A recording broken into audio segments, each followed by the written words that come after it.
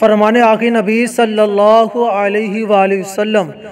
میں تمہیں وصیت کرتا ہوں کہ اللہ پاک سے اس طرح حیا کرو جیسے اپنی قوم کے کسی نیک آدمی سے حیا کرتے ہو۔ حضرت ابو موسیٰ اشعری رضی اللہ تعالی عنہ سے روایت ہے کہ رسول اللہ صلی اللہ علیہ وسلم نے فرمایا، اس شخص کی مثال جو اپنے رب کا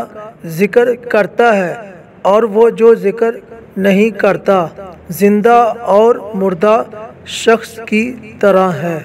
فرمانے آقا نبی صلی اللہ علیہ وآلہ وسلم، جو شخص اپنے مسلمان بھائی کی حاجت پوری کرے گا تو اللہ پاک اس کی حاجت پوری فرمائے گا۔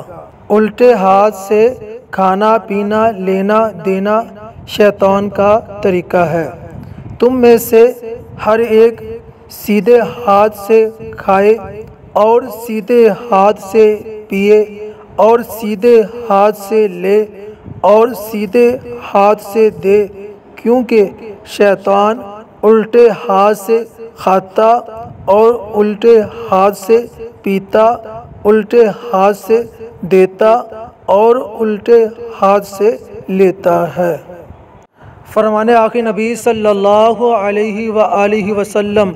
سچائی کو اپنے اوپر لازم کر لو، کیونکہ سچائی نیکی کی طرف لے جاتی ہے اور نیکی جنت کا راستہ دکھاتی ہے۔ فرمانے آقا نبی صلی اللہ علیہ وآلہ وسلم، جس نے جان بوجھ کر نماز چھوڑی تو جہنم کے اس دروازے پر اس کا نام لکھ دیا جاتا ہے جس سے وہ داخل ہوگا۔ فرمانے آقا نبی صلی اللہ علیہ وآلہ وسلم، جو صبح کو فجر کی نماز کے لیے چلا وہ ایمان کا جھنڈا لیے چلا، اور جو صبح کو بازار کی طرف چلا تو شیطان کا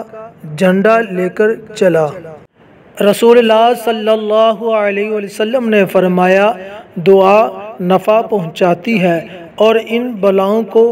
ٹالتی ہے جو نازل ہو چکی ہیں، اور ان بلاؤں کو بھی جو ابھی نازل نہیں ہوئی، اس لیے تم لوگ دعاؤں کا اہتمام کرو۔